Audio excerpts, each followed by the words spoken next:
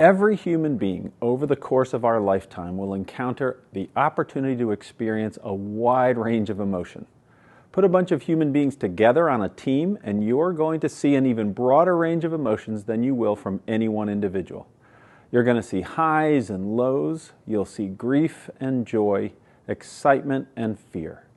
And if you work with a team for any given length of time and you're paying attention, you'll probably see all of those emotions at some point. And here's the question: are you open to seeing them? Are you even looking or noticing? When team members are co-located, there's many indicators that might tip you off as to how your colleagues are doing. But when you're working remotely, the vast majority of those subtle cues are lost. So that question becomes even more challenging. Are you aware of whether your virtual team members are going through something difficult, or perhaps they're experiencing something exciting?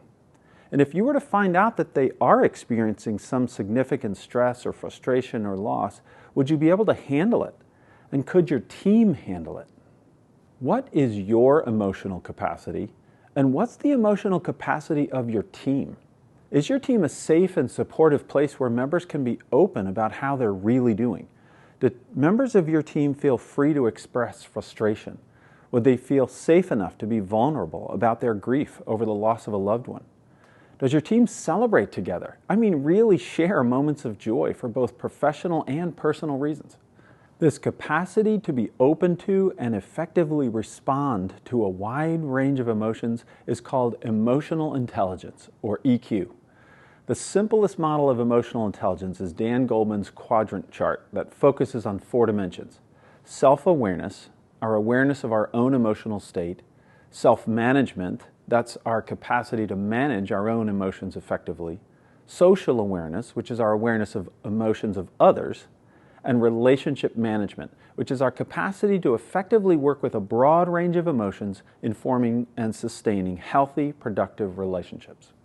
While this model obviously applies to our emotional intelligence as individuals, it can just as easily be applied to our capacity for emotional intelligence as a team. In this course, we're going to focus on assessing and strengthening emotional intelligence in the virtual team context. In particular, we're going to look at assessing the level of emotional intelligence in your team's culture, shaping your team's culture by establishing clear values and operating agreements to guide behavior and interaction, encouraging you to get to know yourself and your virtual team members when it comes to how your strengths and personality traits might show up in the virtual environment. And finally, we'll offer a few tips on how you can handle and effectively respond to a wide spectrum of emotion as an emotionally intelligent virtual team. On page 3 in the workbook, there's a couple questions for reflection. How does your team handle emotion? When was the last time you experienced a situation that was particularly emotional? What did you do? Did you share it with your team or not? And how did they respond? And secondly, can you recall a time when one of your colleagues shared something that was particularly emotional? How did your team respond? Do you think your team responded well? And how might you have done better? It's challenging for teams to develop and sustain emotional intelligence even in the best of circumstances. But for virtual teams, the challenges are even greater.